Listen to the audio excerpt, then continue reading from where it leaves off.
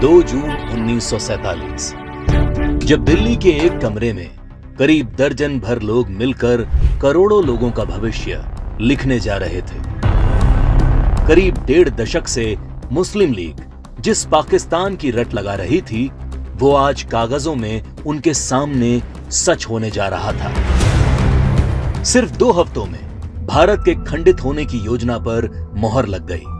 भगवान राम के बेटे लव का बसाया लाहौर, ढाकेश्वरी माता का तीर्थ ढाका, गुरु नानक देव जी का जन्म स्थान ननकाना अब 2 टुकड़ों में बंटने जा रहा था।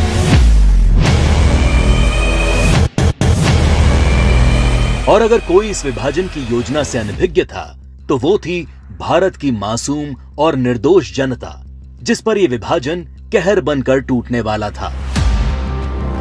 1947 को अंग्रेजों द्वारा किया विभाजन देश का पहला विभाजन नहीं था। अंग्रेज इससे पहले 1905 में भी बंगाल का विभाजन कर चुके थे, लेकिन उस विभाजन का पहले बंगाल में और फिर पूरे देश में इतना मुखर विरोध हुआ कि अंग्रेजों को 1911 में अपना फैसला वापस लेना पड़ा था। विभाजन का जो काम अंग्रेज 1905 में नहीं कर पाए, वो 1947 में करने में कैसे सफल हो गए? तो जो बात 1905 के बंगाल को 1947 के भारत से अलग बनाती है, वो है कांग्रेस पार्टी, मुस्लिम लीग और भारतीय कम्युनिस्ट। 1905 में बंगाल विभाजन के विरोध के बीच ही 1906 में मुस्लिम लीग का जन्म संयुक्त बंगाल के ढाका में हुआ। बंग भंग आंदोलन के बाद जन्मी मुस्लिम लीग ने 1909 में मार्ले मिंटो सुधार के नाम पर पृथक निर्वाचन प्रणाली मांग से शुरू करके अगले 30 साल में अलग इस्लामिक राष्ट्र पाकिस्तान के नाम पर भारत को मजहब के नाम पर बांट कर रख दिया। 1920 के तुर्की के खलीफा के समर्थन में चलाए गए कांग्रेस के खिलाफत आंदोलन ने मुस्लिम कट्टरपंथियों को यकीन दिला दिया कि वे अपनी गैर जरूरी मांग पर भी कांग्रेस के नेतृत्व को मना सकते हैं। इसके बाद 1930 में अल्लामा इकबाल ने पहली बार मुस्लिम लीग के अधिवेशन में अलग इस्लामिक राष्ट्र की रूपरेखा रखी।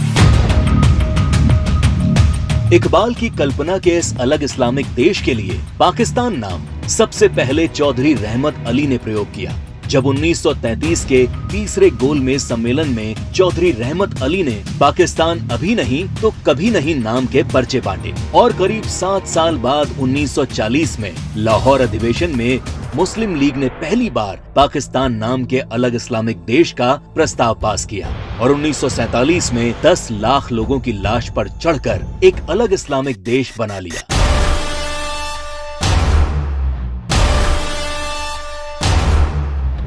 और जिस भारत ने 1905 में बंगाल का विभाजन नहीं होने दिया, वो भारत 1947 में भारत विभाजन नहीं रोक पाया, क्योंकि कांग्रेस के जिन नेताओं पर लीग के सामने खड़े होने की जिम्मेदारी थी, उन्होंने अंत समय में बिना भारत के लोगों को विश्वास में लिए विभाजन का प्रस्ताव स्वीकार कर लिया। देश तोड़ने के इस खेल में एक हिस्सा भारत के कम्युनिस्टों ने भी निभाया, जब कम्युनिस्ट नेताओं ने भारत को 14 राष्ट्रों का समूह बताते हुए भारत विभाजन को मुस्लिम राष्ट्र के आत्मनिर्णय का अधिकार बता दिया।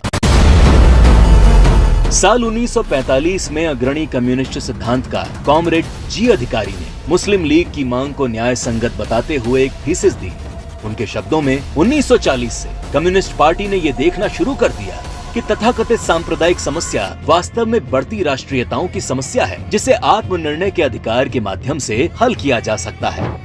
यदि हम इसके प्रगतिशील सार को देखें, तो पाकिस्तान की मांग वास्तव में पंजाब, पठान, सिंध, बलूचिस्तान और पूर्वी प्रांतों की मुस्लिम राष्ट्रीयताओं के क्षेत्रों के आत्मनिर्णय के अधिकार की मांग है।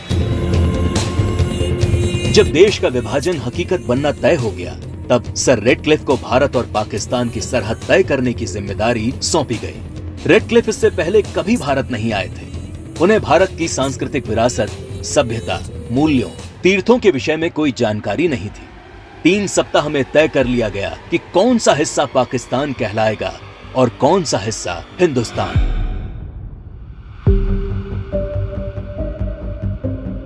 सदियों से एक जैसे इतिहास, भाषा, बोली, खान पान लिए रह रहे लोग, गांव और शहर रातों रात 2 देश बन गए।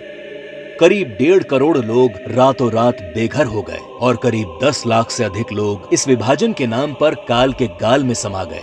ये विभाजन जिसने आगे चलकर पूर्वी पाकिस्तान में एक नए नरसंहार को जन्म दिया। शहर के शहर रातों रात खंडर में बदल गए। शहर दर शहर दंगे और आगजनी शुरू हो गई। वो लोग जो हवेलियों में रहते थे वो अब रातों रात रिफ्यूजी बन चुके थे। अपना सब कुछ लुटाकर लोग सड़ी गर्मी और बरसात में मीलों तक फैले काफिले हजारों की तादाद में अपनी जान बचाकर चले आ रहे थे। सबसे बुरा हाल महिलाओं का हुआ, जिन्हें इस विभाजन की सबसे क्रूर कीमत चुकानी पड़ी। सैकड़ों महिलाओं का अपहरण और बलात्कार किया गया। 1940 के दशक में भारत की ही भांति नरसंहार झेलने वाले यहूदियों की विभीषिका को आज पूरा संसार जानता है।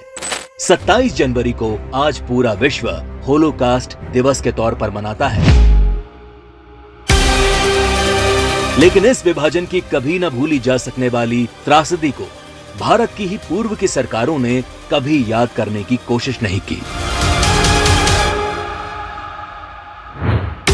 विभाजन विभीषिका दिवस 14 अगस्त का दिन विभाजन विभीषिका का स्मरण करने का दिन है।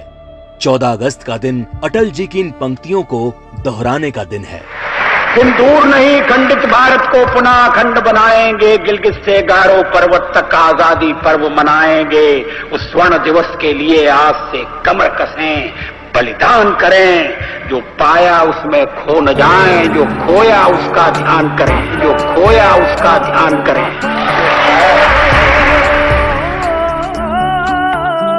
तीजा तेरा रंग था मैं तो, जिया तेरे ढंग से मैं तो, तू ही था मौला तू ही आन, मौला मेरे ले ले मेरी जान,